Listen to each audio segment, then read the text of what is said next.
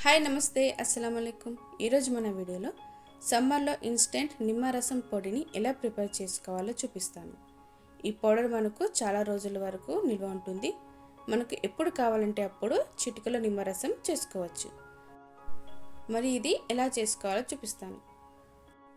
ముందుగా పొడిని ప్రిపేర్ చేయడానికి నిమ్మకాయను తీసుకోవాలి. నిమ్మకాయని ఈ విధంగా కట్ చేసుకోవాలి. ఇలా నేను 3 నిమ్మకాయలు కట్ చేసుకున్నాను.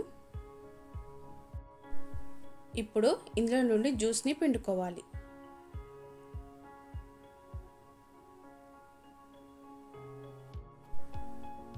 ఇలా నిమ్మరసాన్ని పిండుకున్నాక ఇప్పుడు దీన్ని ఎంత వచ్చిందో కొలిచి చూద్దాం. మీరు గ్లాస్తో కానీ ఏదైనా కప్తో కానీ దేంతో అయినా కొలిచి తీసుకోండి. నేను దీంతో కొలిచి తీసుకుంటున్నాను. నాకు ఇది 1/2 కప్పు వరకు నిమ్మరసం అయింది. ఇప్పుడు మనం ఒక వెడల్పాటి ప్లేట్ని తీసుకొని ప్లేట్లోకి వేసేసుకోవాలి.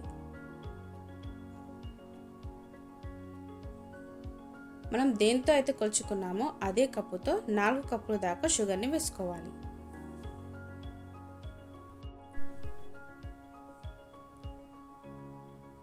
ఇలా షుగర్ వేసుకున్నాక ఈవెన్గా స్ప్రెడ్ చేసుకోండి. ఇలా ఒక స్పూన్ సహాయంతో స్ప్రెడ్ చేసుకోండి. మీరు దీనికంటే ఎక్కువ క్వాంటిటీ చేసుకుంటే 2 ప్లేట్లలో వేసుకోండి. ఎందుకంటే ఇది మనకు ఆరడానికి టైం పడుతుంది.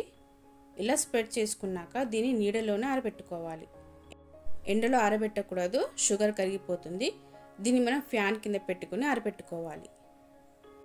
దీన్ని మనం 8 గంటల తర్వాత ఒకసారి కలుపుకుందాం. చూడండి, నేను 8 గంటల వరకు దీన్ని ఆరబెట్టుకున్నాను. దీన్ని ఒక్కసారి కలుపుకుందాం. చూడండి, పైన కొంచెం డ్రై అయింది, లోపల మాత్రం అలాగే ఉంది. ఇలా కలుపుకున్నాక మళ్ళీ స్ప్రెడ్ చేసి పూర్తిగా ఆరబెట్టుకోవాలి. ఇది మనకు పూర్తిగా ఆరడానికి కనీసం 3-4 రోజుల వరకు టైం పడుతుంది. ఇది నాకు పూర్తిగా ఆరడానికి 4 రోజులు టైం పట్టిందండి. చూడండి, పూర్తిగా డ్రై అయిపోయింది. ఈ విధంగా పూర్తిగా డ్రై అవ్వాలి. తడి అనేది అస్సలు ఉండకూడదు. ఇలా పూర్తిగా ఆరిన తర్వాత ఒక మిక్సీ జార్లోకి వేసుకొని మిక్సీ పట్టుకోవాలి.